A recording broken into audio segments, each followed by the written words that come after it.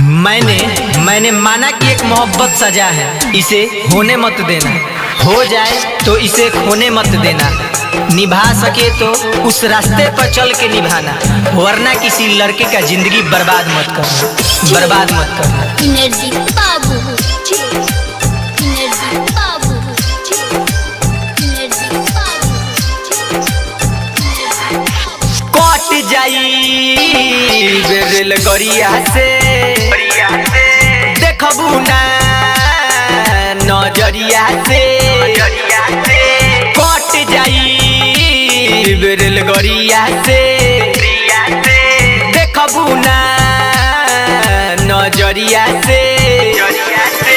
दिहलू ऐसन दर्द हो हीर राजा जैसन हो, जी के करब का बोल जा ऐसन दर्दिया से। कट जाई रेल गरिया से देखबू ना नजरिया से।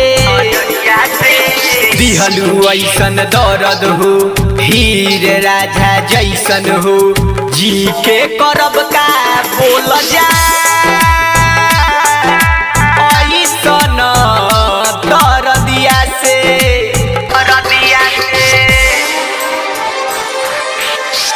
तरस गए थे एक एक दाने के लिए, तरस गए थे एक एक दाने के लिए, बेगाने हो गए जमाने के लिए।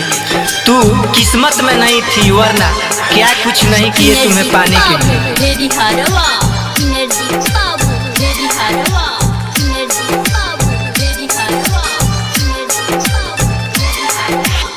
मरे जाई बगोरिया देखबू तू आँख से, मंगिया सजई ह जरल के हो राख से। मरे जाई बगोरिया देखबू तू आँख से, मंगिया सजई ह जरल के हो राख से। कैसन दागा देलू हमारा के साजा देलू, कैसन दागा देलू हमारा के साजा देलू। जा जा तू बेवफा हो कैलू तू खाफा हो, जी के करब का बोल जा ऐसन दर्दिया से।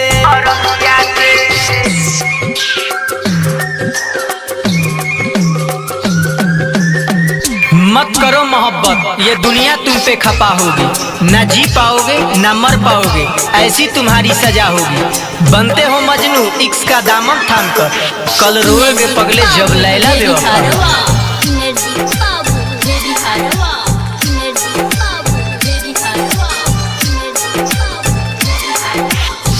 दे दिहलू धोखा हमार बोल तू जान हो, तोहरे चलते जाई बिटू सुन समसान हो, सुन समसान हो।